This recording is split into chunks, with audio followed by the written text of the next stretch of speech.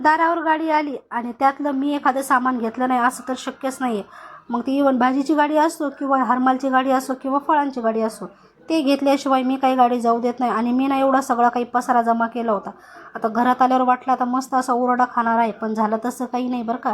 कारण ज्या वस्तू लागणाऱ्या होत्या ना त्याच घेतल्या होत्या मी. आणि सध्या मला ना ह्या डस्टबिनची आणि ह्या डबे जे 2 प्रकारचे वेगवेगळे डबे आहे ना, त्या डब्यांची खूप जास्त आवश्यकता होती. आणि ओरडा याच्यामुळे खाल्ला नाही, कारण हे आपल्याला रिजनेबल प्राईसमध्ये भेटलं होतं, म्हणूनच ओरडा खाण्याची काही गरज पडली नाही. सोबत याची चाळणी घेतली होती आणि जे छोटे छोटे सामान आहे ना ते देखील खरेदी केलं होतं. तर एवढं सगळं सामान खरेदी केलं. त्यासोबतच गल्ला देखील घेऊन टाकला होता, कारण माझ्याकडनं ना मातीचे गल्ल्यासारखे फुटून जातात. म्हटलं चला परमनंट असा एक गल्ला घेऊन टाकू.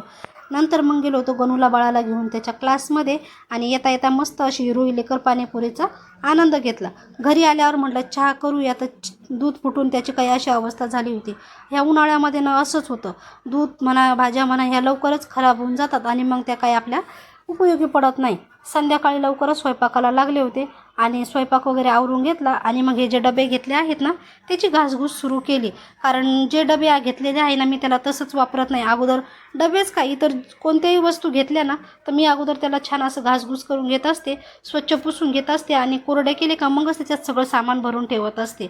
आता हे सगळं काम केव्हा झालं, जेव्हा माझी मम्मी आली होती गणूला बाळाला घेण्यासाठी. कारण त्याला जर घ्यायला असेल ना तर मग मला थोडंफार टेन्शन नसतं.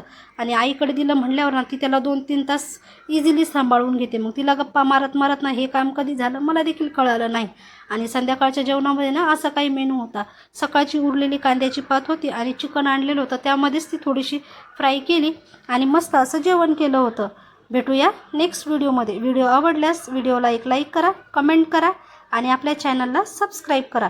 भेटू अशाच एका छान व्हिडिओसोबत. तोपर्यंत सर्वांना बाय.